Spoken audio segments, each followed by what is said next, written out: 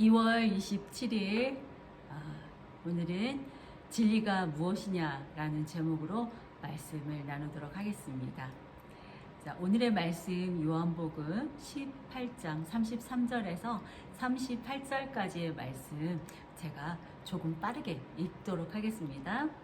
이에 빌라도가 다시 관정에 들어가 예수를 불러 이르되 내가 유대인의 왕이냐?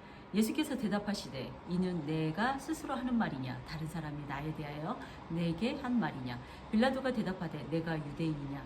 내 나라 사람과 대제사장들이 너를 내게 넘겼으니 내가 무엇을 하였느냐? 예수께서 대답하시되 내 나라는 이 세상에 속한 것이 아니니라. 만일 내 나라가 이 세상에 속한 것이었더라면 내 종들이 싸워 나로 유대인들에게 넘겨지지 않게 하였으리라. 이제 내 나라는 여기에 속한 것이 아니니라. 빌라도가 이르되 그러면 내가 왕이 아니냐? 예수께서 대답하시되 내 말과 같이 내가 왕이니라. 내가 이를 위하여 태어났으며 이를 위하여 세상에 왔나니 곧 진리에 대하여 증언하려 함이로라. 무릇 진리에 속한 자는 내 음성을 듣느니라 하신대. 빌라도가 이르되 진리가 무엇이냐 하더라. 이 말을 하고 다시 유대인들에게 나가서 이르되 나는 그에게서 아무 죄도 찾지 못하였노라. 아멘. 여기 저희 하늘빛 교회에 간판도 아직 설립 예배도 드리지 않았습니다. 그래도 지난주 밴드에서 처음 실시간 시험 방송을 해보았습니다. 이번 주는 유튜브 동영상으로 실시간 예배를 드리기 위해서 준비를 했는데 유튜브 실시간 방송 규정이 구독자 50명과 채널 인증을 해야 한다고 합니다. 이런 이유로 이렇게 미리 유튜브 동영상을 업로드하기로 했습니다. 여기 채널은 비영리로 운영하는 채널입니다. 구독 50명이 되도록 도와주십시오. 실시간 예배로 만나기를 소망합니다. 네, 지난주 말씀에 사마리아 여인과 예수님의 만남을 통해서 예수님께서는 자신이 구원의 생수가 되신다는 것을 말씀하십니다. 그리고 신령과 진정으로 드리는 참된 예배에 대한 것을 말씀하십니다. 도대체 예수님이 누구시기에 구원자가 되고 또 진정한 예배의 진리를 말씀하시는가?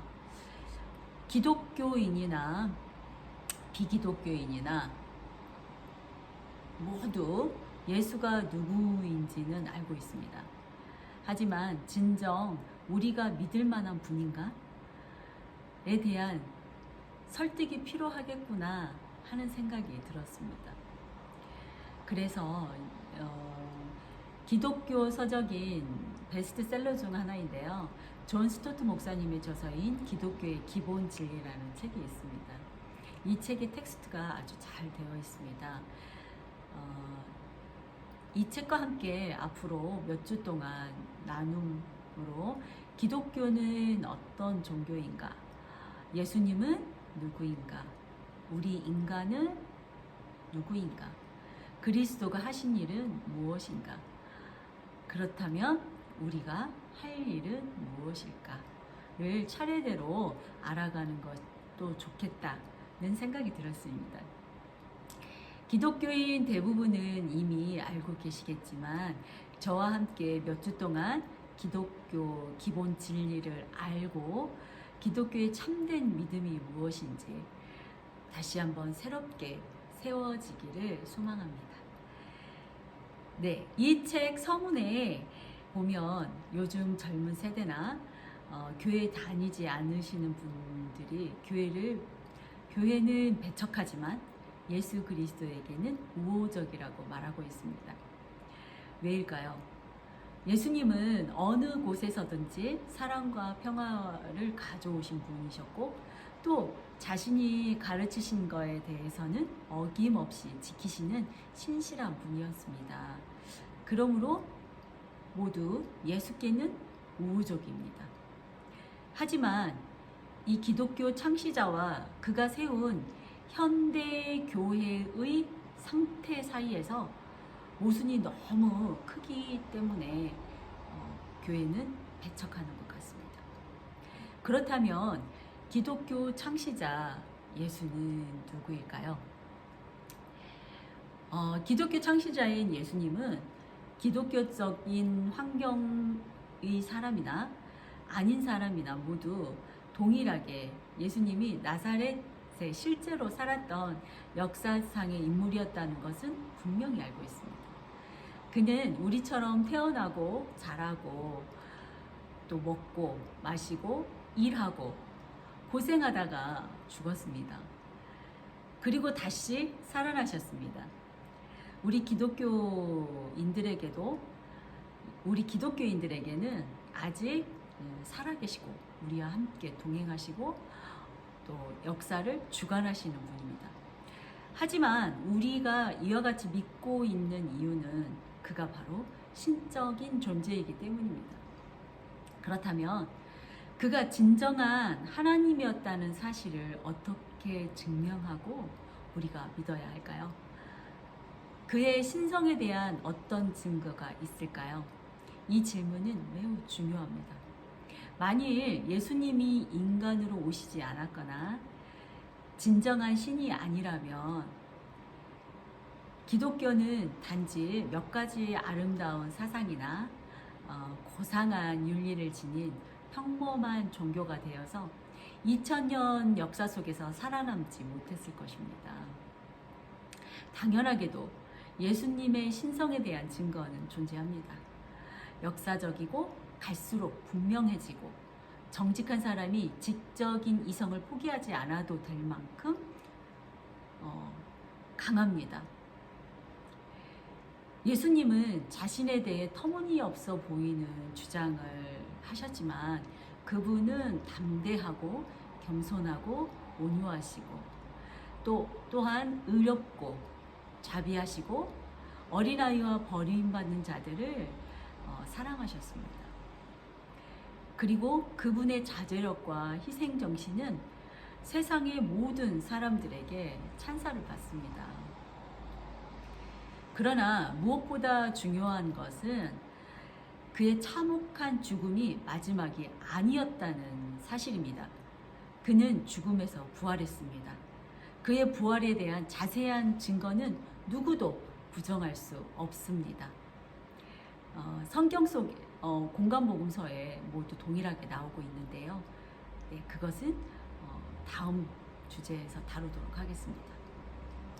이렇게 기독교는 역사 속에서 실제로 사셨던 인간이었던 예수님과 진정한 하나님으로서 신성을 증명하신 예수님으로부터 시작되었습니다.